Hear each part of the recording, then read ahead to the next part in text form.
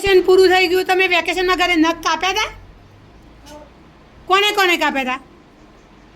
Very good. જો આવા મધ્યાહનમાં જમીએ, આપણા નખ મોટા હોય તો અંદર શું જાય ભાઈ?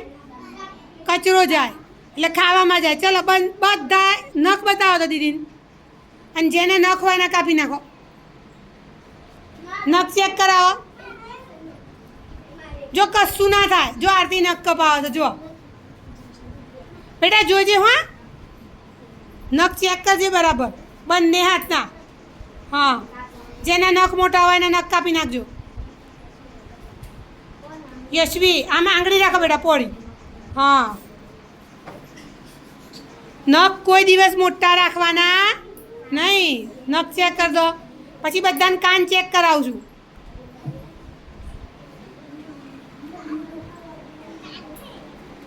બંને હાથના નખ ચેક કરો.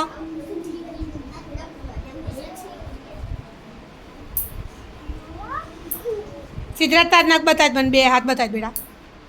Very good. નથી મોટા. તારા બતાજ ભૈયા. તારું નામ શું છે? મેહુલ. ગુલ્લુ નખ બતાવ ભૈયા.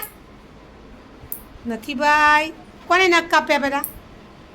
મમ્મી જોડે રવિવારે કપાવાના નખ. અહીંયા તો હું દર સોમવારે જોઈએ હવે. હા,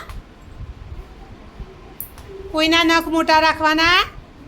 ઓ, આરતીબેને ફેશન કરી હતી. હા, આરતીબેનના નખ બહુ મોટા છે. મોટા નીકળે ને શિવાની.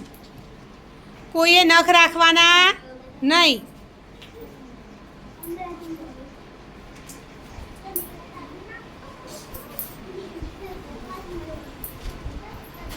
યશ્વિન, બંને હાથના જોઈ લેજે. તારા બતાજો હિતેશ. હિતેશને મોટા મોટા કાપવા પડશે થોડા થોડા.